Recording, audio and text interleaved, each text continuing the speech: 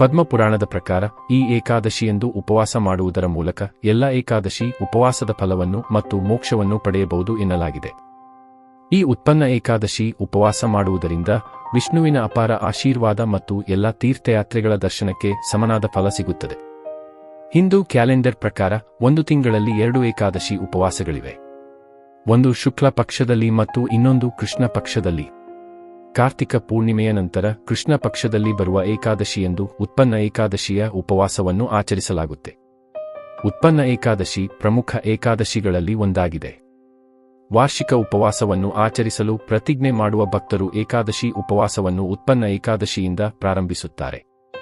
ಉತ್ಪನ್ನ ಏಕಾದಶಿ ಮಹತ್ವ. ಏಕಾದಶಿ ಒಂದು ದೇವಿಯಾಗಿದ್ದು ಈಕೆ ಭಗವಾನ್ ವಿಷ್ಣುವಿನಿಂದ ಜನಿಸಿದಳು. ಆದ್ದರಿಂದ ಈ ಏಕಾದಶಿಯನ್ನು ಉತ್ಪನ್ನ ಏಕಾದಶಿ ಎಂದು ಕರೆಯಲಾಗುತ್ತೆ. ಪದ್ಮಪುರಾಣದ ಪ್ರಕಾರ ಈ ಏಕಾದಶಿಯಂದು ಉಪವಾಸ ಮಾಡುವುದರ ಮೂಲಕ ಎಲ್ಲ ಏಕಾದಶಿ ಉಪವಾಸದ ಫಲವನ್ನು ಮತ್ತು ಮೋಕ್ಷವನ್ನು ಪಡೆಯಬಹುದು ಎನ್ನಲಾಗಿದೆ. ಈ ಉತ್ಪನ್ನ ಏಕಾದಶಿ ಉಪವಾಸ ಮಾಡುವುದರಿಂದ ವಿಷ್ಣುವಿನ ಅಪಾರ ಆಶೀರ್ವಾದ ಮತ್ತು ಎಲ್ಲ ತೀರ್ಥಯಾತ್ರೆಗಳ ದರ್ಶನಕ್ಕೆ ಸಮನಾದ ಫಲ ಸಿಗುತ್ತದೆ. ಈ ಸಮಯದಲ್ಲಿ ಮಾಡಿದ ದಾನವು ಜನ್ಮಗಳ ಫಲವನ್ನು ನೀಡುತ್ತದೆ. ಹಾಗೂ ಈ ಉಪವಾಸದ ವೇಳೆ ಮಾಡುವ ಜಪ, ತಪಸ್ಸು ಮತ್ತು ದಾನವು ಅಶ್ವಮೇಧ ಯಜ್ಞಕ್ಕೆ ಸಮವಾಗುವ ಫಲವನ್ನು ನೀಡುತ್ತದೆ ಎಂಬ ನಂಬಿಕೆಯಿದೆ. ಉತ್ಪನ್ನ ಏಕಾದಶಿ ಕತೆ. ಉತ್ಪನ್ನ ಏಕಾದಶಿಯ ದಿನದಂದು ಭಗವಾನ್ ವಿಷ್ಣುವು ಮುರಾಸುರ ಎಂಬ ರಾಕ್ಷಸನನ್ನು ಕೊಂದನು. ಏಕಾದಶಿ ಮಾತೆಯ ಜನನದ ಕಥೆಯನ್ನು ಸ್ವತಃ ಶ್ರೀಕೃಷ್ಣನೇ ಧರ್ಮರಾಜ ಯುಧಿಷ್ಠಿರನಿಗೆ ಹೇಳಿದನು. ಸತ್ಯುಗದಲ್ಲಿ ಒಬ್ಬ ರಾಕ್ಷಸನಿದ್ದನು, ಮುರ. ಅವನ ಪರಾಕ್ರಮದ ಮುಂದೆ ಇಂದ್ರದೇವ, ವಾಯುದೇವ, ಅಗ್ನಿದೇವರು ನಿಲ್ಲಲಾಗಲಿಲ್ಲ. ಇದರಿಂದಾಗಿ ಅವರೆಲ್ಲರೂ ಓಡಿ ಹೋಗಬೇಕಾಯಿತು. ನಿರಾಶೆಗೊಂಡ ಇಂದ್ರದೇವನು ಕೈಲಾಸಕ್ಕೆ ಹೋಗಿ ಭಗವಾನ್ ಭೋಲೆನಾಥನಿಗೆ ತನ್ನ ದುಃಖವನ್ನು ಹೇಳಿದನು. ವಿಷ್ಣುವಿನ ಬಳಿ ಹೋಗುವಂತೆ ಶಿವದೇವರು ಸಲಹೆ ನೀಡಿದರು. ಎಲ್ಲ ದೇವತೆಗಳು ವಿಷ್ಣು ಮಲಗಿದ್ದ ಕ್ಷೀರಸಾಗರವನ್ನು ತಲುಪಿದರು. ಸ್ವಲ್ಪ ಸಮಯದ ನಂತರ ವಿಷ್ಣು ಕಣ್ಣು ತೆರೆದರು. ಆಗ ದೇವರು ಅವರನ್ನು ಹೊಗಳಿದರು. ವಿಷ್ಣು ಕ್ಷೀರಸಾಗರಕ್ಕೆ ಬರಲು ಕಾರಣವೇನು ಎಂದು ಕೇಳಿದರು. ಆಗ ಇಂದ್ರದೇವನು ಅವರಿಗೆ ಮುರ ಎಂಬ ರಾಕ್ಷಸನು ಎಲ್ಲ ದೇವತೆಗಳನ್ನು ಕೊಂದನೆಂದು ವಿವರವಾಗಿ ಹೇಳಿದನು. ಇಡೀ ಕಥೆಯನ್ನು ಕೇಳಿದ ವಿಷ್ಣುವು ಯಾರ ಮುಂದೆ ದೇವತೆಗಳು ನಿಲ್ಲಲಾಗುತ್ತಿಲ್ಲವೋ, ಯಾರು ಅಂತ ಶಕ್ತಿವಂತರುವ ಎಂದು ವಿಚಾರಿಸಿದರು. ಆಗ ಇಂದ್ರನು ಈ ರಾಕ್ಷಸನ ಹೆಸರು ಮುರ ಎಂದು ಹೇಳಿದನು. ಇದು ಬ್ರಹ್ಮನ ವಂಶಸ್ಥರು. ಅವನ ಊರಿನ ಹೆಸರು ಚಂದ್ರಾವತಿ. ಅವನು ಎಲ್ಲ ದೇವರನ್ನು ಬಲವಂತವಾಗಿ ಸೋಲಿಸಿ ಅವರ ಕೆಲಸವನ್ನು ತಾನೇ ಮಾಡಲು ಪ್ರಾರಂಭಿಸಿದನು. ಇದನ್ನು ಕೇಳಿದ ವಿಷ್ಣು ಭಗವಂತ ದೇವೇಂದ್ರನಿಗೆ ಖಂಡಿತ ಅವರನ್ನು ಈ ವಿಪತ್ತಿನಿಂದ ಪಾರು ಮಾಡುತ್ತೇನೆ ಎಂದು ಆಶ್ವಾಸನೆ ನೀಡಿದರು. ವಿಷ್ಣುವು ಮುರ ಎಂಬ ರಾಕ್ಷಸನೊಂದಿಗೆ ಹೋರಾಡಲು ಚಂದ್ರಾವತಿಗೆ ಹೋದನು.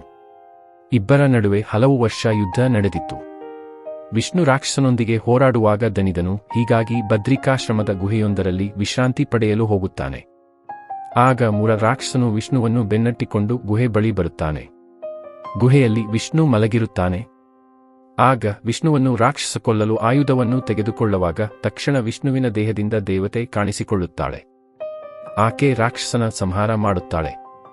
ಆಗ ಭಗವಾನ್ ವಿಷ್ಣು ದೇವಿಯ ಕೆಲಸದಿಂದ ಪ್ರಸನ್ನನಾಗಿ, ನೀವು ಕಾರ್ತಿಕ ಮಾಸದ ಕೃಷ್ಣ ಪಕ್ಷದ ಏಕಾದಶಿ ಎಂದು ಕಾಣಿಸಿಕೊಂಡಿದ್ದೀರಿ, ಹೀಗಾಗಿ ಇಂದಿನಿಂದ ನಿಮ್ಮ ಹೆಸರು ಏಕಾದಶಿ ಎಂದು ಹೇಳುತ್ತಾನೆ. ನೀವು ಎಲ್ಲಾ ಉಪವಾಸಗಳಲ್ಲಿ ಅತ್ಯಂತ ಮುಖ್ಯವಾಗಿರುತ್ತೀರಿ. ಇಂದಿನಿಂದ ಯಾವ ವ್ಯಕ್ತಿಯು ಈ ದಿನ ಉಪವಾಸ ವ್ರತಾಚರಣೆ ಮಾಡಿದರೆ ಅವನ ಎಲ್ಲಾ ಪಾಪಗಳೂ ನಾಶವಾಗುತ್ತವೆ ಮತ್ತು ವಿಷ್ಣು ಲೋಕವನ್ನು ಪಡೆಯುತ್ತಾನೆ ಎಂಬಂತಹ ವರವನ್ನು ಕೊಡುತ್ತಾನೆ. ಪ್ರತಿ ಏಕಾದಶಿಯಂದು ನೀವು ನನ್ನೊಂದಿಗೆ ಪೂಜಿಸಲ್ಪಡುತ್ತೀರಿ ಎಂದು ಹೇಳುತ್ತಾನೆ. ಏಕಾದಶಿಯನ್ನು ಯಾರು ಉಪವಾಸ ಮಾಡಿ ಪೂಜಿಸುತ್ತಾರೋ ಅವರ ಎಲ್ಲಾ ಸಮಸ್ಯೆಗಳು ಕೊನೆಗೊಳ್ಳುತ್ತವೆ ಎಂದು ವಿಷ್ಣು ಹೇಳುತ್ತಾನೆ. ಭಕ್ತರು ನಿರ್ದಿಷ್ಟ ವ್ರತ ಕಥೆಗಳನ್ನು ಪಠಿಸುತ್ತಾರೆ ಮತ್ತು ಪಾರಣದಲ್ಲಿ ಉಪವಾಸವನ್ನು ಮುರಿಯುತ್ತಾರೆ. ಈ ರೀತಿ ಏಕಾದಶಿ ವ್ರತ ಮಾಡುವುದರಿಂದ ಎಲ್ಲಾ ದೋಷಗಳು ನಾಶವಾಗುತ್ತವೆ ಮತ್ತು ಬಯಸಿದ ವರ ಸಿಗುತ್ತದೆ. ಈ ವಿಡಿಯೋದಲ್ಲಿ ಎಲ್ಲಾ ಮಾಹಿತಿಯು ಜ್ಞಾನದ ಉದ್ದೇಶವಾಗಿದೆ. ಈ ವಿಡಿಯೋ ಇಷ್ಟವಾದಲ್ಲಿ ಲೈಕ್ ಮಾಡಿ, ಶೇರ್ ಮಾಡಿ ಮತ್ತು ಈ ಚಾನೆಲ್ ಅನ್ನು ಸಬ್ಸ್ಕ್ರೈಬ್ ಮಾಡಿ. ಧನ್ಯವಾದ.